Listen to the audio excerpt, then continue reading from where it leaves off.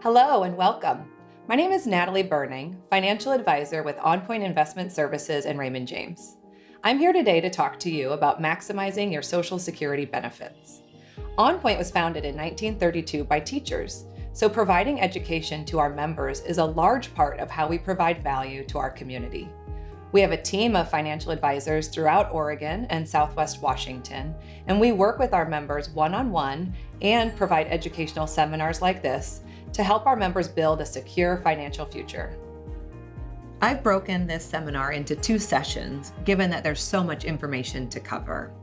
In today's session, we're going to be discussing the various retirement income sources that people have available to them, Social Security solvency, early versus delayed filing of benefits, working and receiving benefits, the taxation of Social Security, as well as answer some frequently asked questions. Deciding when to collect Social Security benefits will be one of the most important financial decisions you make. The decision you make will have lifetime consequences for you and your spouse, so it's essential to understand all of your options and make a prudent decision. Social Security is a very complex program with over 2,700 rules that are subject to change. And many people miss out on thousands of dollars in benefits because they're not aware of various claiming strategies that they can use to their advantage. Unfortunately, the Social Security Administration doesn't give personalized guidance on each person's situation. And so I would recommend working with a financial professional like myself to ensure that you make a decision that is best for you and your family. Although I don't have all 2,700 rules memorized, I do have a team of experts and sophisticated resources that can help you or your family members evaluate all of the options available to you for your unique situation. Now, when thinking about claiming your Social Security benefits, it's important to think about how these benefits play into your overall retirement income sources.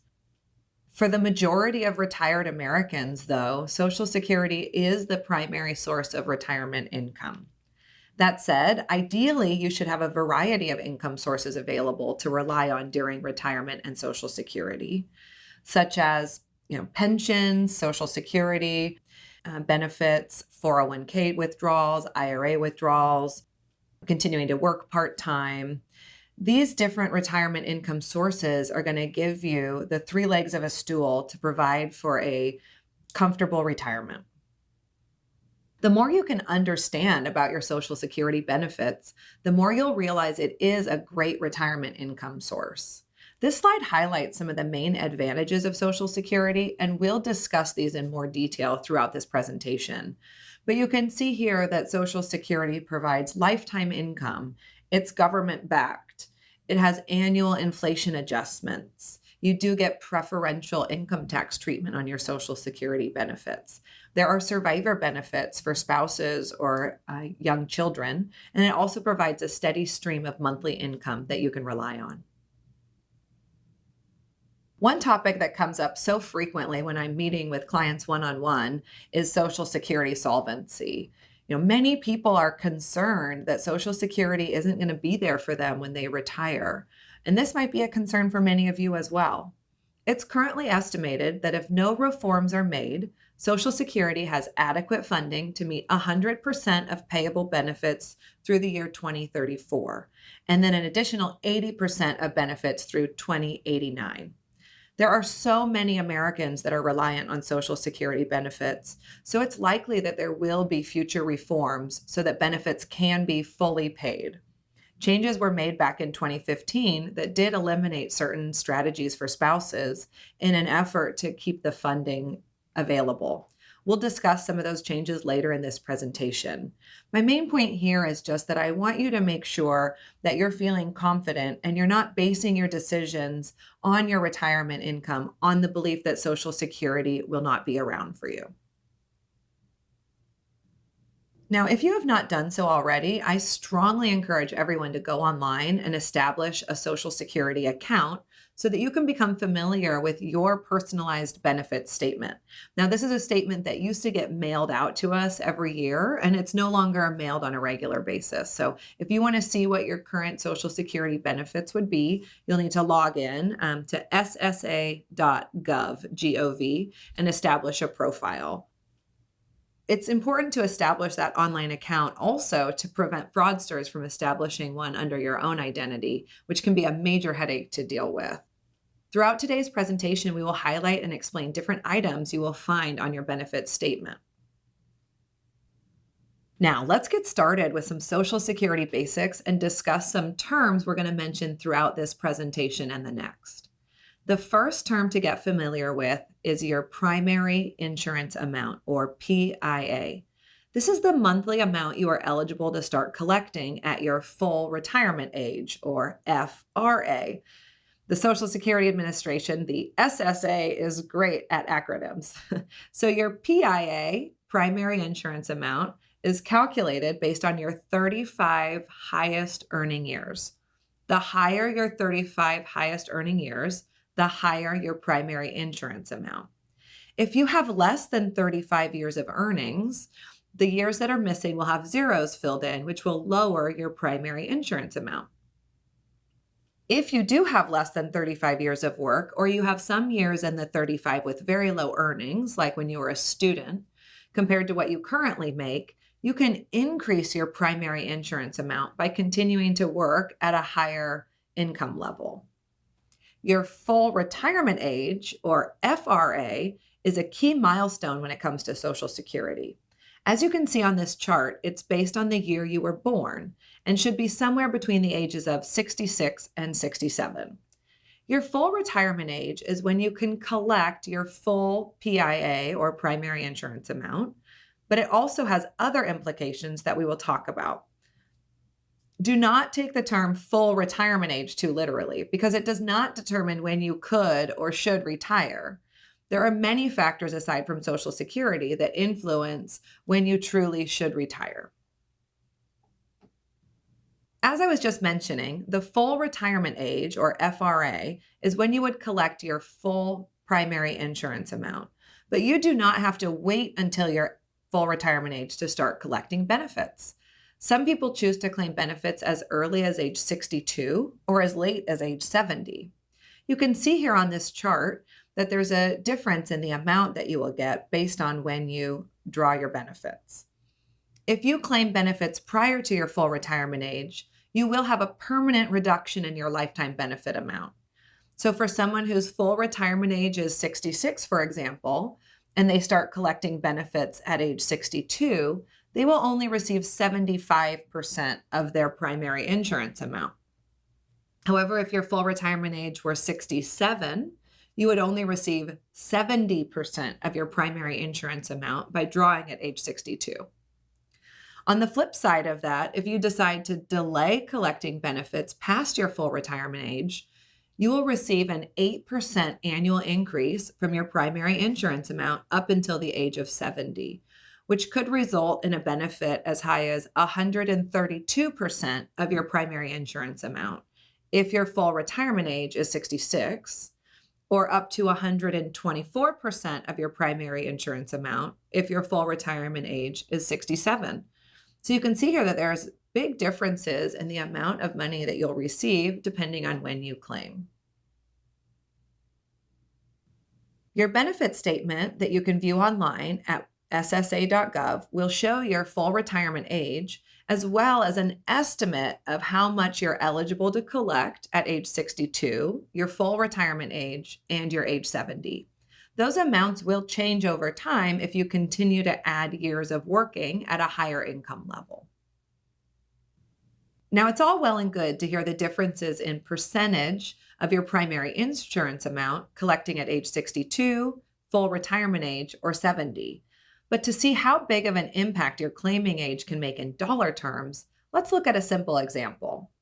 An individual with a primary insurance amount of $2,000 per month or $24,000 per year at their full retirement age of 66 would receive $6,000 less per year if they claimed at age 62.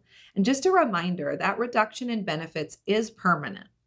If this individual were to wait until age 70, they would receive $7,680 more per year over their full retirement amount and $13,680 more per year versus claiming at age 62.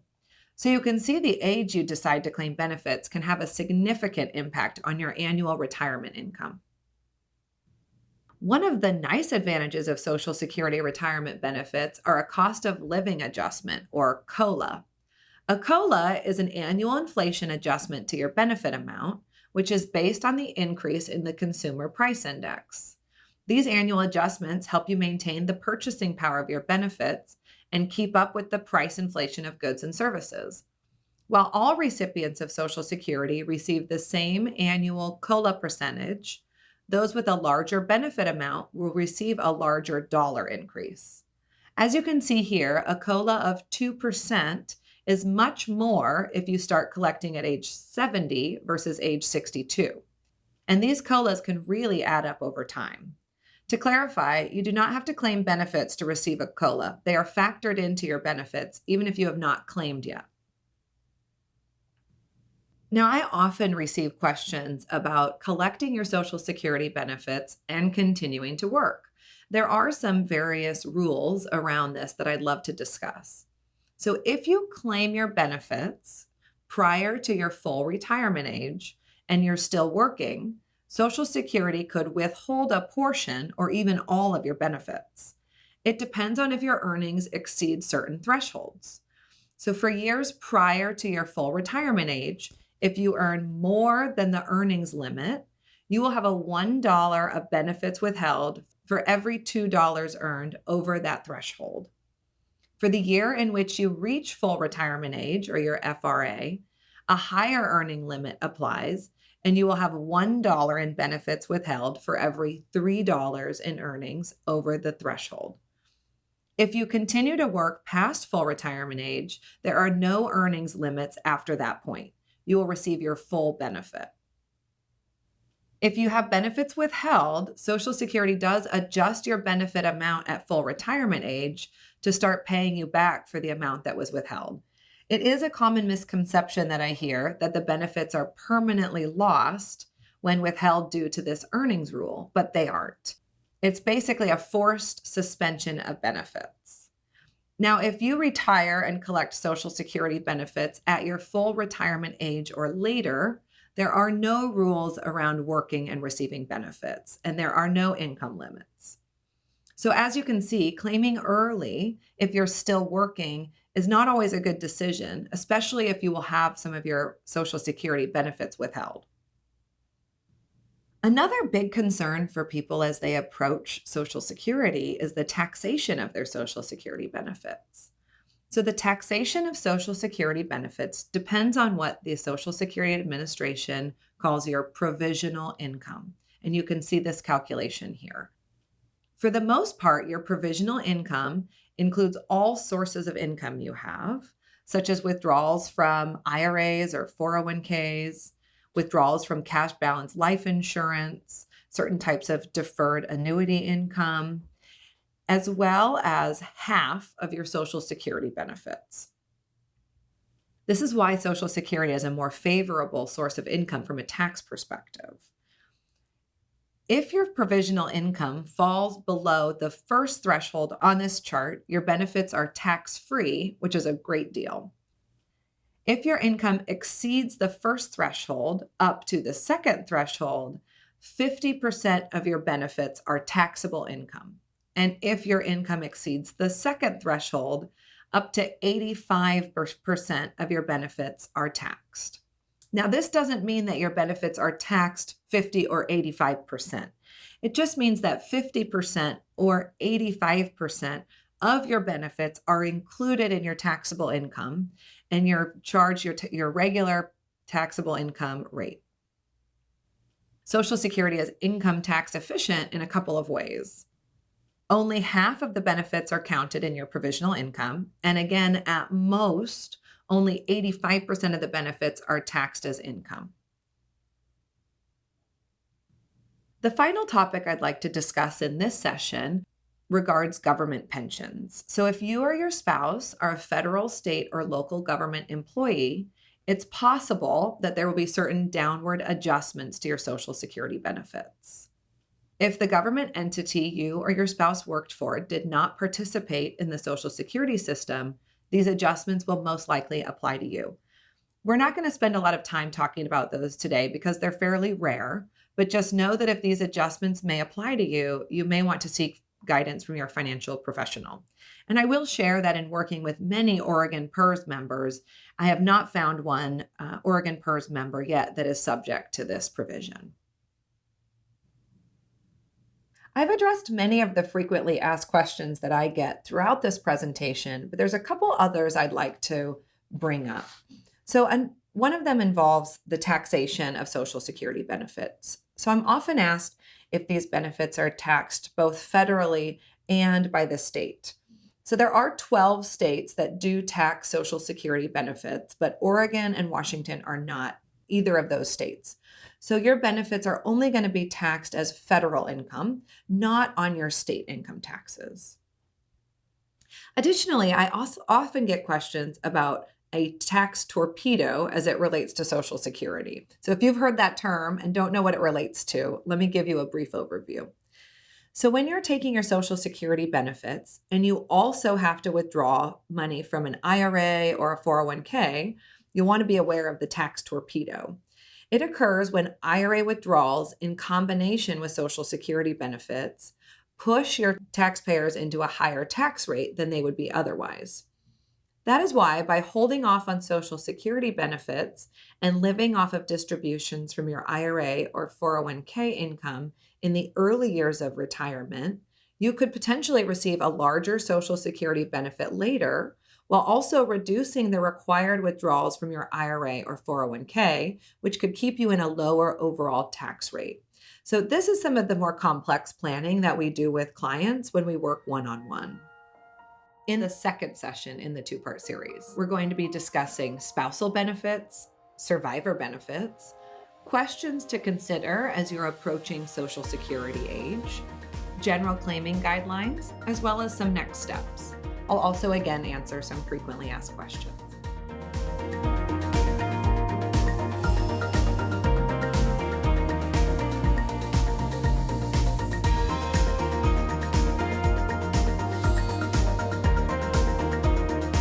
Thank you so much for joining me today to learn more about maximizing your Social Security benefits.